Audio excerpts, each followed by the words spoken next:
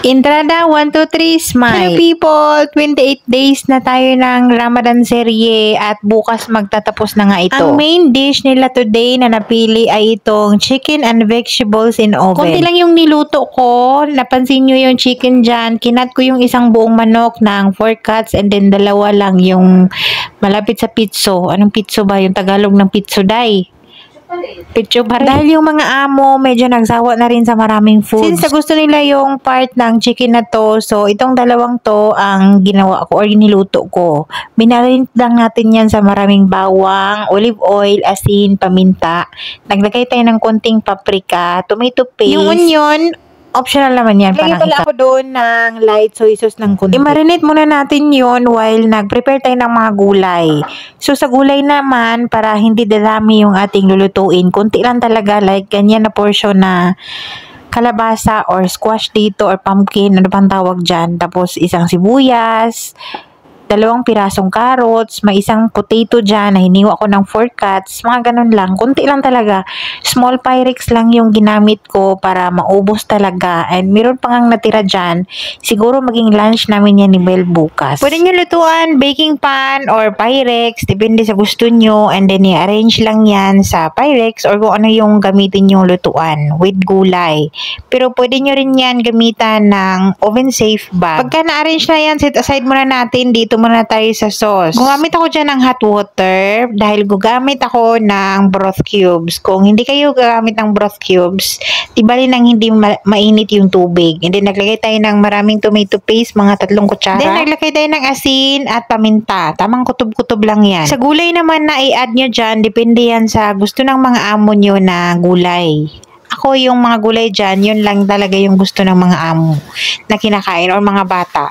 Pwede kayong mag-add ng green beans, pwede kayong mag-add dyan ng cauliflower, mga ganon. I-oven natin yan 400 Fahrenheit na mga 45 to 1 hour. Hindi ako gumawa ng sweets for today. Yung mga amo hindi din nag-request at hindi din ako gumawa. Dahil sa patapos na nga talaga yung Ramadan, medyo nag-ano na yung mga amo. Pakunti-kunti na lang yung pagkain, kunti na lang yung mga kinakain nila. Lalo na itong sambusa. So, while nag-oven tayo ng ating chicken and vegetable in oven, dito naman tayo sa ating beef sambusa. So, as usual, meron tayong beef na naka-ready na yan, nakatimpla na or naluto na. Din naglagay tayo ng boiled egg, chives, and nung malapit nang maluto yung ating chicken and mga gulay, ay meron ako nakitang konting broccoli sa refrigerator para hindi masira, ilagay na natin. Masarap din yung broccoli dito.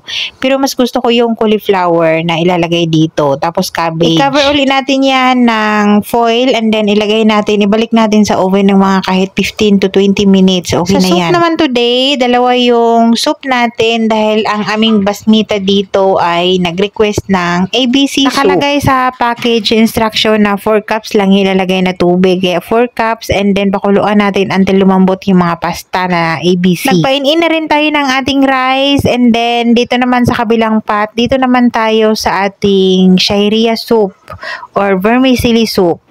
So nagisa tayo ng bawang konti. Oops, 1, 2, 3, smile. And then yung sibuyas na puti, pwedeng sibuyas na pula, magusto kayo. Then pag okay na yung ating sibuyas and yung ating bawang, naglagay tayo ng tomato paste. Gisahin muna natin ng saglit. Saka natin i-add yung ating vermicelli. Yung nilagay ko naman dyan, tinansya ko lang na maubos namin. Pero meron pa rin talagang konting tira. Pero okay na yan. At least konti lang din yung natira.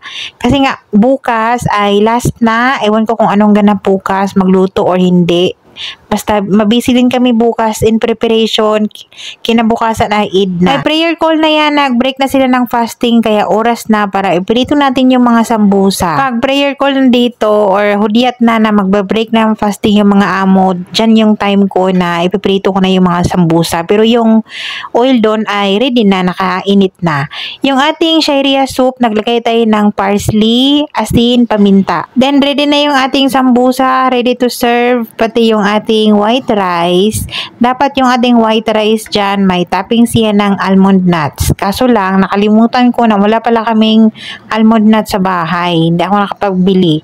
Kaya okay na yan. Yung ABC soup naman, talagang para lang yan kay Basma. Wala namang ibang kumain dyan, kundi siya lang talaga at konti lang talaga yung ginamit niya dyan or ininom. So, ito na yung ating shayriya soup. Mas gusto ko rin to pag fresh pa. Tapos, nagdap lang tayo ng konting fresh na parsley. Then, yung ating chicken and vegetable in oven, ready to serve na din yan. And that's it for today's Ramadan serye. Thank you so much for watching!